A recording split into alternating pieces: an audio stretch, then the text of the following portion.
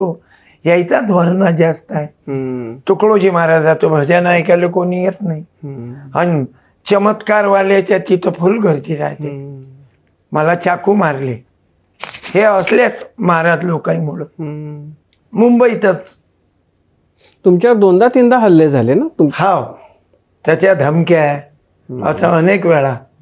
हमारे बापू ऐसे नाही. मग आता म्हटलं कोणाला पाठवू का मी टेस्टिंग घ्यायला. तो बापूला सजा झाली 10 वर्षाची आणि तुम्ही म्हणता हमारे बापू ऐसे नाही.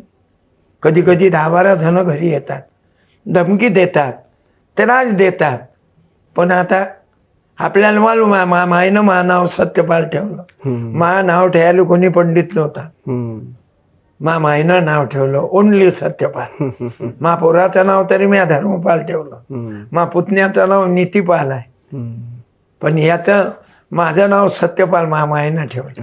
माझ्या गावातले लोक म्हणायचे सत्यपाल शोभत नाही, कारण गरीबाच्या घरात बाबासाहेब शोभत नाही, रावसाहेब शोभत नाही, मोठ्या रानडोक्याच्याच घरात शोभते. असं आहे साहेब.